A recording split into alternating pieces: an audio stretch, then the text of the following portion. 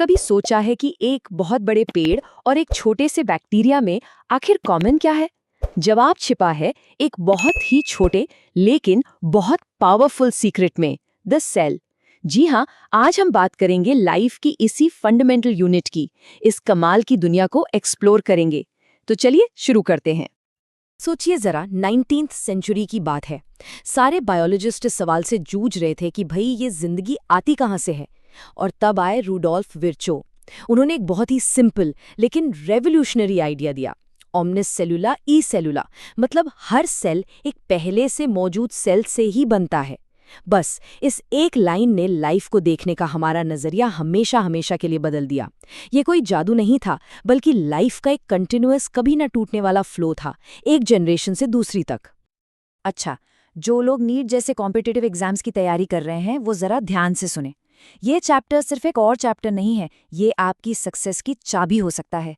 Seriously, हर साल biology के paper में 10 से 12% सवाल सीधे सीधे सेल स्ट्रक्चर और फंक्शन से आते हैं। मतलब इस एक टॉपिक पर अगर आपकी पकड़ मजबूत हो गई ना, तो आप बाकियों से बहुत आगे निकल सकते हैं। तो सवाल ये उठता है कि क्या सारे सेल्स एक जैसे ही बने होते हैं? वेल, बिल्कुल नहीं। लाइफ ने एवोल्यूशन के दौरान दो मेन ब्लूप्रिंट्स बनाए हैं। समझ लीजिए कि ये दो अलग अलग रास्ते हैं जिन्होंने धरती पर हर तरह की लाइफ को शेप दिया है। तो चलिए समझते हैं इन दो डिजाइन्स के बीच का फर्क।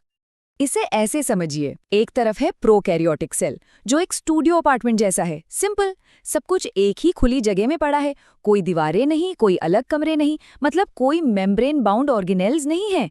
डीएनए भी बस साइटोप्लाज्म में ऐसे ही तैर रहा है। और दूसरी तरफ है यूकैरियोटिक सेल। ये एक हलचल भरा ऑर्गेनाइज्ड शहर है। यहाँ हर काम के लिए अलग अलग डिपार्टमेंट्स हैं, यानी ऑर्गेनेल्स। और सबसे जरूरी एक सिटी हॉल यानी न्यूक्लियस, जिसके अंदर शहर का मास्टर प्लान यानी डीएनए पूरी सेफ्टी में रखा हुआ है।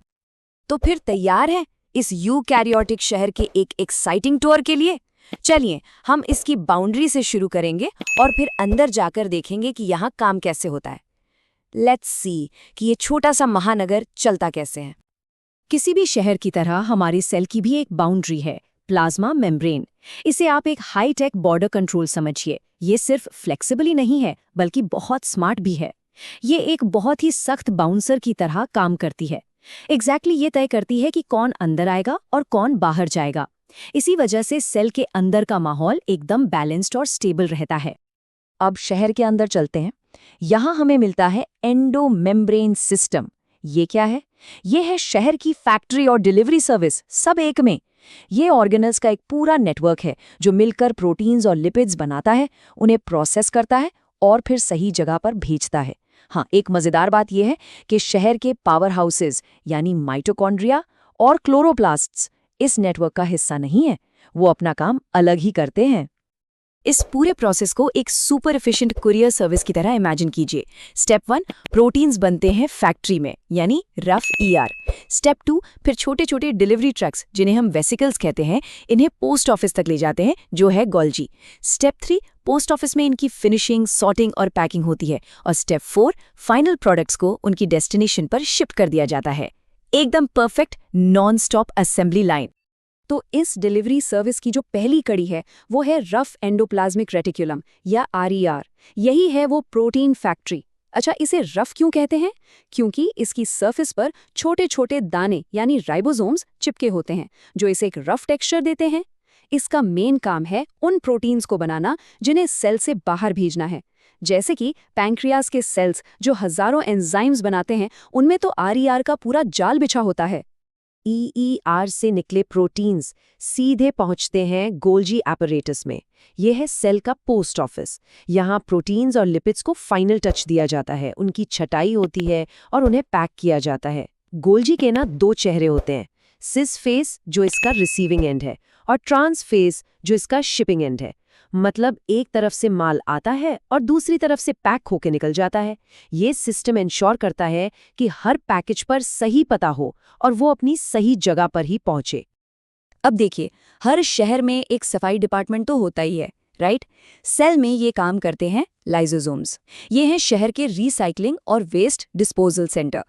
इनके अंदर इतने पावरफुल एंजाइम्स भरे होते हैं कि ये किसी भी कचरे को टूटे फूटे ऑर्गेनल्स को या बाहर से आए पार्टिकल को चुटकियों में डाइजेस्ट कर सकते हैं। लेकिन एक कैच है, अगर ये थैली फट गई तो ये एंजाइम्स पूरी की पूरी सेल को ही अंदर से खा जाएंगे। इसीलिए इन्हें एक बहुत फिटिंग नाम दिया गया है, सुसाइडल बैग्स। इतना सारा काम, फैक्ट्री, पोस्ट ऑफिस, सफाई, इन सब के लिए शहर को एनर्जी कहाँ से मिलती है?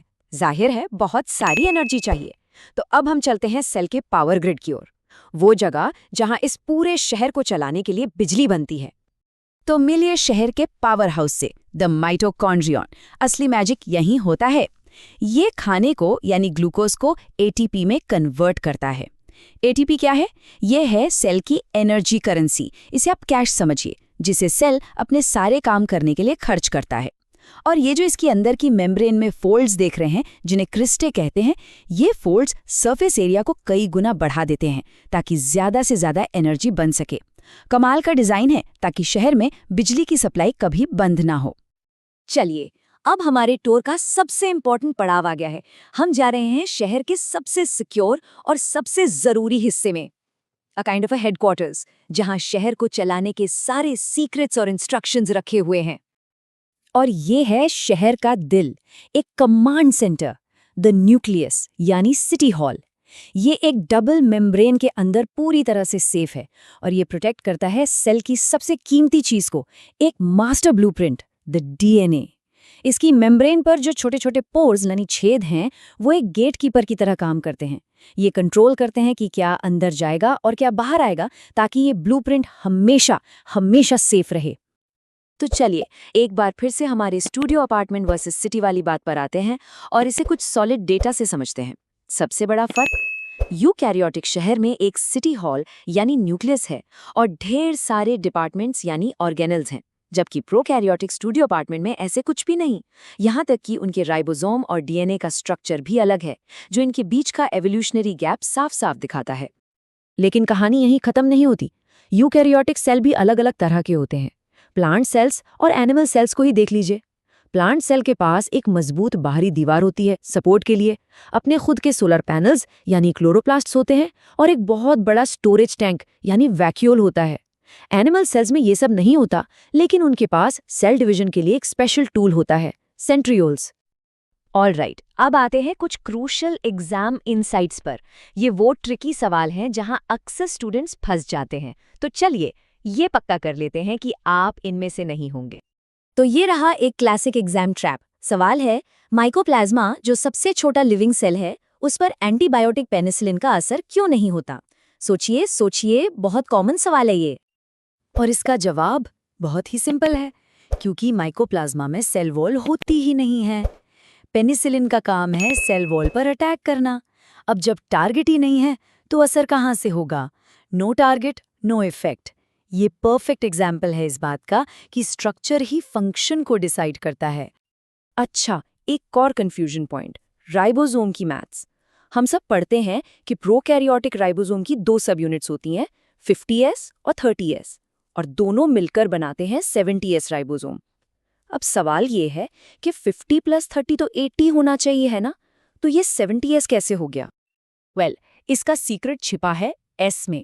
S का मतलब है स्वेडबर्ग यूनिट, और ये सिंपल एडिशन नहीं है, ये मास नहीं है। ये एक मेजरमेंट है कि कोई चीज सेंट्रीफ्यूज में कितनी तेजी से सेटल डाउन होती है, जो उसके साइज और डेंसिटी दोनों पर डिपेंड करता है। जब ये दोनों सब यूनिट्स जुड़ती हैं तो उनका ओवरऑल शेप बदल जाता है और वो अलग रेट से सेटल होती हैं। तो हाँ, बायोलॉजी की दुनिया में 50 + 30 70 ही होता है। चलिए, 1 मिनट के लिए हिस्ट्री में चलते हैं और उन जाइंट्स को याद करते हैं जिनकी वजह से हम आज ये सब जानते हैं। कहानी शुरू हुई 1665 में रॉबर्ट हुक के साथ, जिन्होंने कॉक में छोटे छोटे बक्से देखे और उन्हें सेल नाम दिया। फिर आए ल्यूवन हुक, जिन्होंने पहली बार जिंदा तैरते हुए सेल्स की एक पूरी दुनिया दिखा दी। इसके बाद श्लाइडन और श्वान ने सेल थियरी दी, और आखिर में विर्चो ने इस पजल का सबसे जरूरी पीस जोड़ा। इन पायोनियर्स के बिना आज की बायोलॉजी मुमकिन नहीं थी। तो हमने देखा कि एक सेल एक परफेक्टली कोऑर्डिनेटेड शहर की तरह है। हर हिस्सा, हर डिपार्टमेंट अपना काम पूरी परफेक्शन के साथ करता है। लेकिन जरा सोचिए, क्या होगा अगर शहर के मास्टर ब्लूप्रिंट में ही यानी डीएनए में ही कोई गड़बड़ हो जाए? ये एक ऐसा सवाल है जो हमें सीधा जेनेटिक्स, बीमारियों और बायोलॉजी के कुछ सबसे बड़े सवालों के दरवाजे पर लाकर खड़ा कर देता है। इस पर जरूर सोचिएगा।